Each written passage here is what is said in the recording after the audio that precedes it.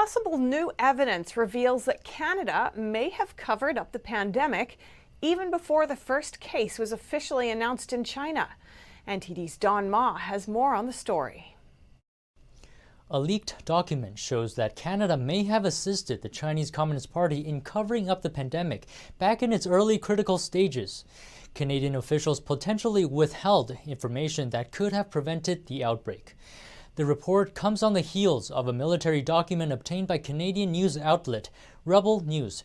It says the Canadian government likely knew about the existence of the CCP virus as early as October 2019. That's months before China started reporting virus cases and weeks before the first ever confirmed virus patient. This information would contradict the Chinese regime's narrative about the pandemic's timeline. However, Canadian Prime Minister Justin Trudeau chose not to publicly release the information. The document is written by the advisor to Trudeau's National Defense Minister, dated January 2020. It's titled Exposure to Coronavirus During the Wuhan Military Games. It revolves around virus concerns regarding Canadian soldiers who traveled to China's Wuhan city last year. The soldiers went there to participate in a sporting event. A senior Canadian Armed Forces soldier who has inside knowledge on the matter told Rebel News that dozens and dozens of Canadian soldiers became sick from participating in the event.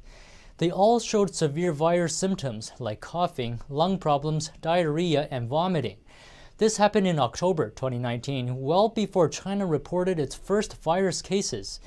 The senior soldier says that the Canadian government allegedly refused to perform virus testing on the soldiers after they returned from Wuhan. Rebel News reports that this is because the Canadian government didn't want to provoke the Chinese Communist Party.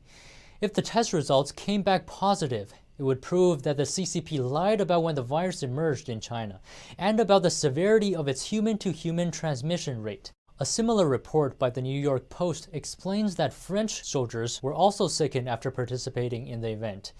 It's unclear why Trudeau's government did not release this information, but we have seen the CCP's retaliatory response when countries probe into the virus's origins.